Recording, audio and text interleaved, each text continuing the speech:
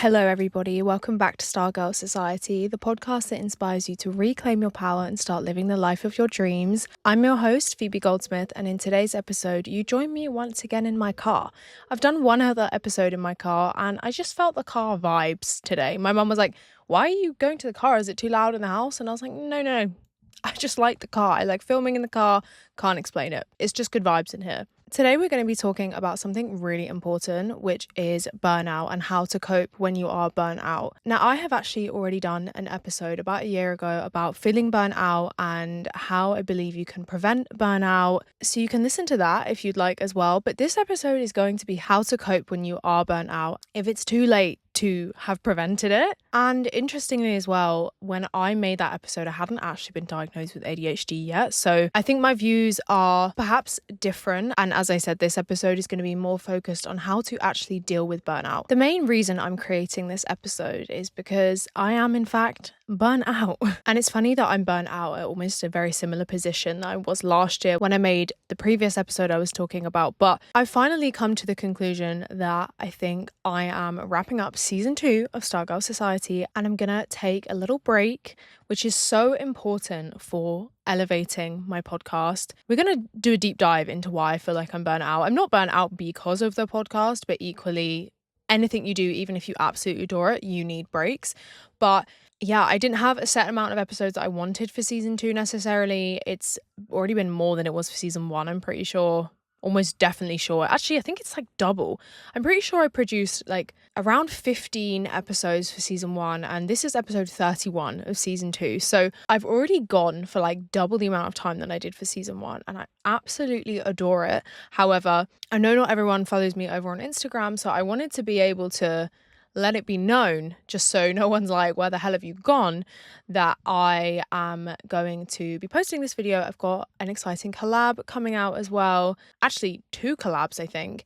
So you won't actually miss me for too long. And then I'm going to take a few weeks off just to recuperate, to figure out how I'm going to elevate Stargirl Society, take it to the next level, and create incredible content that you can come back to, and that will be in August. So if you like the sound of today's chat, then please stay with me. And if you do like today's episode, be sure to like, comment, and subscribe. Follow if you're on Spotify or Apple Podcast, and you can find my Instagram at Stargirl Society Pod and my TikTok at Phoebe Goldsmith if you like content like this. Okay, so I want to just get real about what burnout really feels like to me. And I think it feels like I'm trapped in a cage that I can never get out of. You might know that feeling of when you're burnt out, but maybe it's a specific assignment or it's a specific thing you just have to get through and you know it's going to be over.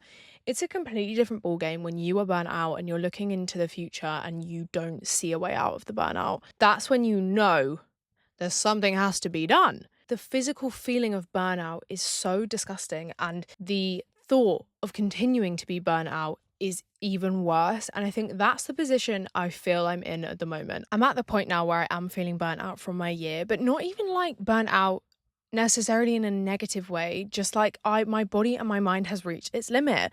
And I think that makes complete sense. Like, burnout doesn't just come from overworking and toxic working cycles. It can, which we'll get to, but it can also come after success. Like, I've had an incredible year, but I feel like I have genuinely lived a year from January to now already. And I'm so blessed that so much has happened and I feel so aligned in my life right now, but that is going to tire you out. And the thing is, when you work for yourself as well, when I'm doing this just for myself, no one is telling me when to stop. I decide when I stop. And I think that I really wanted to make this episode because I want to practice what I preach, and I want to talk about burnout, and I want to talk about how I am placing the boundary in my own life that, okay, I think season 2 is going to be wrapped here. I'm also starting a master's in September, so I'm adding another humongous pillar into my life, and I need to take time now to think about how am I going to manage my time most effectively before it starts. Otherwise, I'm going to get to a point where I feel so behind on my master's, feel so behind at work, and feel so behind on my podcast. So I think I am now at that point where I'm feeling like my energy needs replenishing.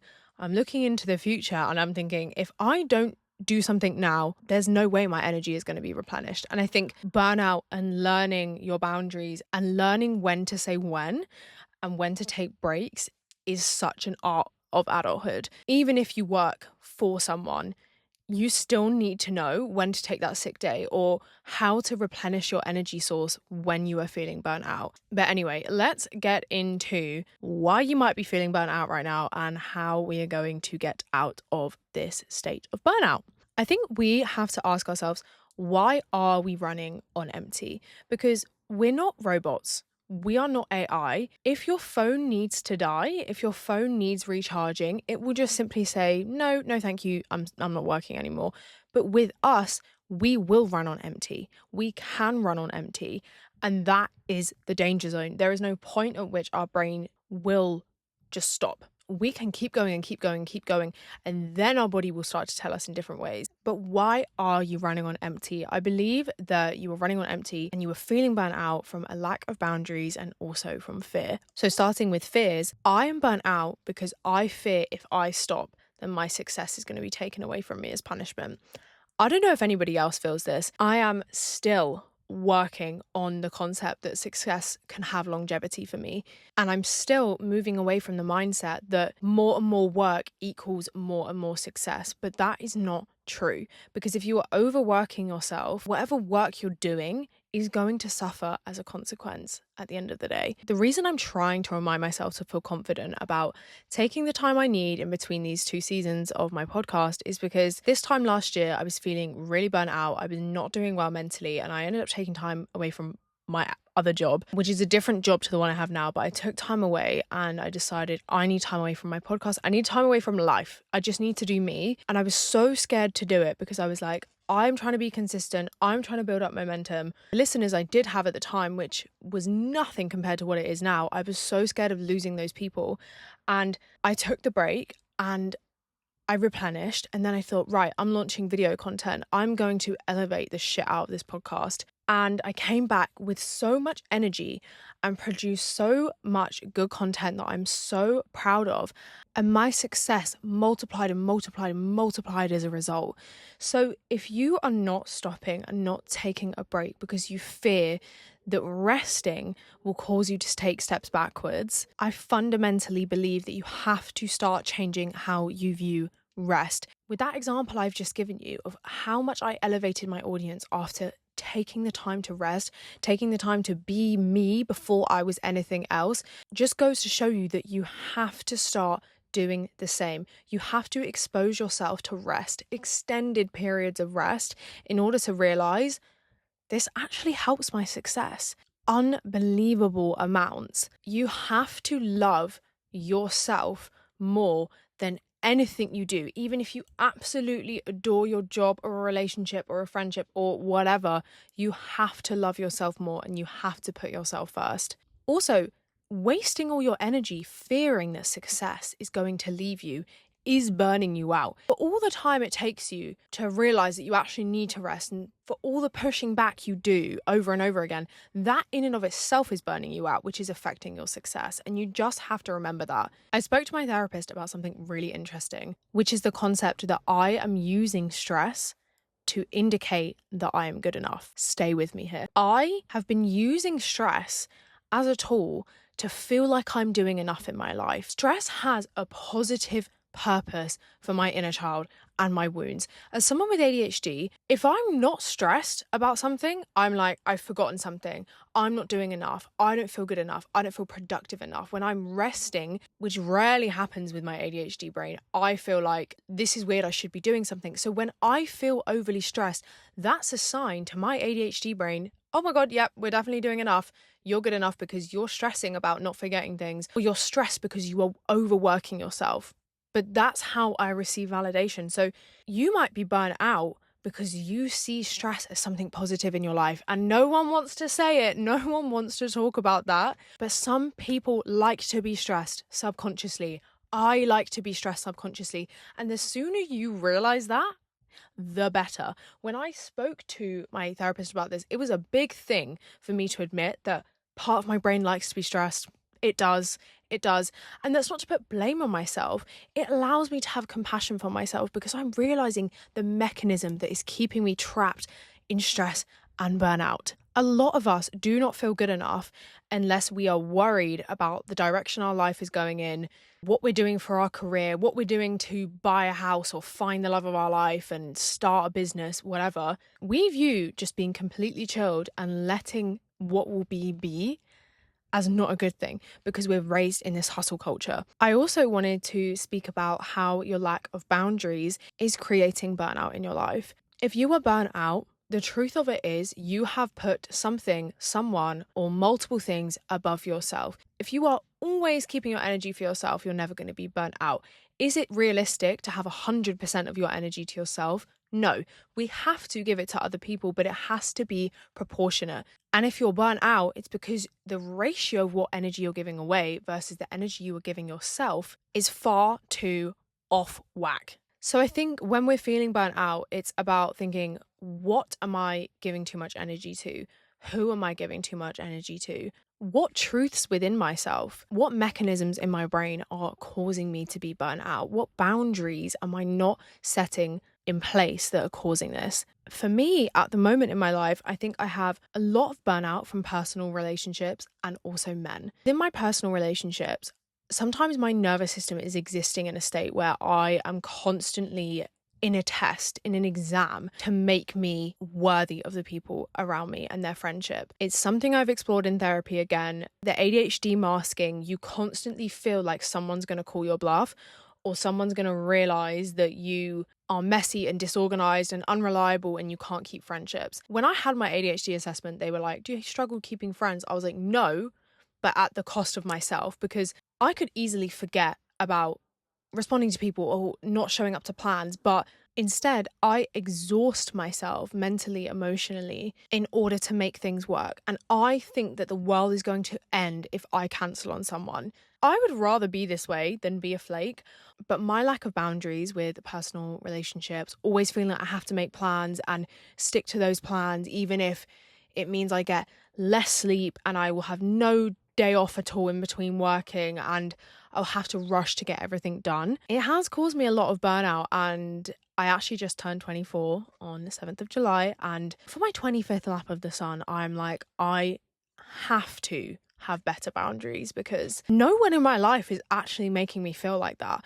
I am making myself feel like that. No one is saying, oh, you've flaked on me because you're having a bad mental health day, then you can't be my friend anymore. I have decided that. And I'm aware enough to realize that now. It has been really, really difficult. And also, I don't know about you guys, but I am so burnt out from men at the moment. I decided I was ready for a relationship probably just over a year ago, and I have just not yet found, I don't want to say luck because I always believe that everything's going right for me, but I have not found a situation in which it has benefited me very well, to be honest. And it's getting to the point now where I am extremely burnt out from giving away chances, but also I feel like I have to give chances to meet my person. I have actually been getting better at boundaries and who I let have access to me, and therefore I'm cutting people off at a lot earlier stage than I usually would, but that is leading to rejection and burnout. I have been looking back over the last year or so and just thinking, what is going on? Like, what is going on? Nothing seems to be sticking. And it's hard because I'm such a delight. I meet someone, and if I meet someone, like, I'm invested in getting to know that person, and I do jump the gun, I do get attached too quickly, I am aware of that. However, the lack of human decency just seems to be burning me the fuck out. I feel like I can have no expectations on men at this point. I can have no trust in their actions or their words at this point, and I just feel over it. I feel like the universe is telling me that I'm not actually ready for a relationship because, or there is still more work to do before I meet my person, because otherwise these things would be working out. They really would. But I'm just so bored of the antics of men. As I said, where I'm so emotionally invested in getting to know people and just human connection in general, God forbid, the cycle of meeting someone, thinking we're a good match or actually being a good match and then realizing they're emotionally unavailable over and over and over, it's really exhausting me. But I do feel like I have to look at myself and think, okay, I'm burnt out from this, so I need to take a break. Because I'll be damned if it's men that's burning me out, but it is. It really is. So I think I'm trying to see what this burnout is telling me, what the universe is trying to tell me, and how I can move forward and feel rejuvenated, because it's becoming problematic to the point where something can end with someone and that's fine, but I'm upset about the whole concept of men. That's showing me how burnt out I am of dating of men at the moment. So I think I need to do my due diligence and remove myself from the situation and just be yet more intentional with dating and who has my energy in a romantic sense. So yeah, those are the things I think are burning me out most. Let me know what's burning you out, what boundaries or lack of boundaries you think could be burning you out, or what fear or thought system is keeping you from resting. That's what I'd recommend you look at. Look at your fears, look at your boundaries, do some journaling, do some soul searching. You need that awareness in the first place in order to move forward from burnout. Speaking of moving forward from burnout, how are we going to move forward? I have some notes for you guys. Number one, you have to rot. You have to rot first. Even if you're burnt out from feeling stagnant and like you have no motion in your life, you have to rot first, and I'll tell you why. You have used up your energy reserves. You've used up your whole energy tank and your reserves, and now you're burnt out. You have to refill the reserves first. I was looking through my previous episode on burnout and what I was saying just to make sure how I could structure this episode. And I heard that and I was like, wow, I kind of ate with that. You have to replenish your reserves first before you go ahead and try and launch back into life and start utilizing your daily energy again. So you have to rot. I had such a lovely rot day today. It feels so counterintuitive, but I think you have to start doing exposure therapy with rest, and also start doing exposure to being the most unapologetic version of you. So it's really scary, the thought of cancelling plans, falling in sick to work, or so on and so forth. But there is no other way, guys. At some point, you have to start sprinkling the unapologetic energy into your life, because that's what the dream version of me does. She knows when she needs to rest, and she doesn't give a shit who she's offending by doing that. It's never that deep. You have to ask yourself, will this person live if I don't attend work that day, or if I cancel plans that day? Yes, 99.99% of the time they will live. And if they will live, you have to start exposing yourself to how uncomfortable it feels to place that boundary in. And it's the only way that we are going to stop burnout and get yourself out of burnout in the state that you're currently in. You also need to start putting in your calendar, make no plans. I've been doing this lately because I'm like, I have that ADHD thing where I have no concept of time or energy. So I just make plans willy-nilly, don't care. 3 different friend meetups in one day, I can do that. I'm really trying to work on that. So unless I look in my calendar and something specifically says, stop making plans, I'll look at a free day and be like, oh yeah, I can do that day, without realizing I have work, I have my podcast, I have another event the day before, and then I have the same cycle repeating. That's my only day off. I need to physically see on my calendar, make no plans, Phoebe, in order to realize that that's what I should be doing. I would highly recommend, whether you have ADHD or not, it's a great way to realize, like, stop just saying yes to things impulsively without actually thinking it through. With that, don't be afraid to take a pause before making plans or to go back on what you said. Part of the reason especially people with ADHD get so burnt out is because you have this impulse. You say yes without thinking, and then you feel bad and you don't think you can ever go back on it because you've just committed to a plan. Learn to say no, even after you've said yes. I think that is so important for not only people with ADHD, but for anyone who struggles with boundaries. I've been trying to take a deep breath and thinking before I actually make plans, but even if I do, I'm trying my hardest to go back and say, I'm really sorry, I actually looked at my calendar and I literally can't see you that day, actually. thinking about it now. It certainly does help. I also think when you create new boundaries, you need to be expecting that people are going to be pissed off at you. I'd be a liar if I told you to start putting all these lovely boundaries in your life and it's all going to be fine and dandy. It's probably not. You are going to upset people with your boundaries. But if you are feeling burnt out right now, something's got to give. Something has got to change. As you become the best version of yourself with the most energy and the most compassion for yourself, you are going to disappoint people. And going into it with that knowledge will mean that when that does inevitably happen at some point, you're not going to be surprised and go back into your shell and think, oh my God, I'm the worst person ever. I'm never setting a boundary ever again. So knowing that before you go into this will definitely help you on your journey of getting out of burnout. I think it's also really important when you're burnt out to start romanticizing mundane, boring things with yourself. You need to make the mundane things exciting in order for it to be an enticing thing to do. If you hate spending time with yourself, if you hate resting, if you hate just those moments by yourself, you're a lot more likely, therefore, to fill that time putting energy into other people, to step over your own boundaries to help other people because you don't like spending time with yourself. So when you start romanticizing the little in-between bits of life, which I feel like could be a whole episode in and of itself, the thought of rest, the thought of spending time with yourself and not constantly just being there for other people because you just want to avoid being with yourself at all costs, the less you will be burnt out. We have to make time with ourselves seem enticing. And how do we do that? By romanticizing that time. I think it's so important as well to do the scariest possible thing you can think of right now if you are burnt out. If you're burnt out and you don't know how to get out of it, whatever seems like the most unreasonable, difficult, annoying, scary thing to do is probably the thing that's going to help. For example, I really was resisting taking time off and having a break between my podcast seasons. I really didn't want to do it. And then I came to realize, wow, the thing I'm scared of the most is probably the thing that's actually going to help my burnout right now. And I haven't done it yet, but I would bet a hell of a lot of money that it's going to help my burnout. So whatever scares you the most, taking time off work, calling in sick, getting sick leave, getting signed off by your doctor, telling the friend that you need a break from seeing them or helping them, whatever that thing is, it's probably the best thing for you right now.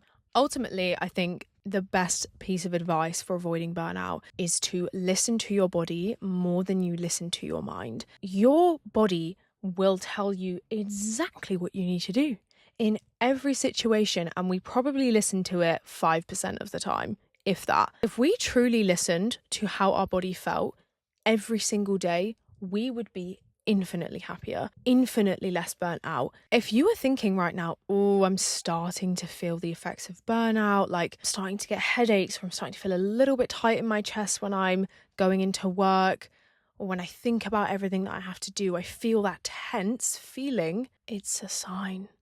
It's a sign, and your brain is going to tell you, no, keep going until it's at its absolute worst point. We don't have to wait until it's at its worst point, because when we start trusting our body over our mind so much, I think that is when we make the best decisions in life. And I think that is also something I want to do as a whole episode, because I could talk for hours about it. If you stay to this point in the episode, comment down below the star emoji. I really hope you guys enjoyed today's episode. I'm going to leave it here. I love you guys literally to the moon and back infinite times. I am so grateful for everything I have done in season 2 of this podcast, and I'm so excited for what's to come. And this is your sign that you've just got to do what you got to do when you're feeling burnt out, even if you don't want to do it. Rest is truly the biggest blessing, and I'm trying to teach my brain that. I'm trying to help you guys see that as well, and we're in it together. If you did like today's episode, you can give us a review if you'd like. You can like, comment and subscribe. Follow if you're on Spotify or Apple Podcasts, and follow my Instagram at Stargirl Society Pod and my TikTok at Phoebe Goldsmith. If you like content like this, I love you guys so much, and I will see you in season 3, episode 1 of my podcast next time.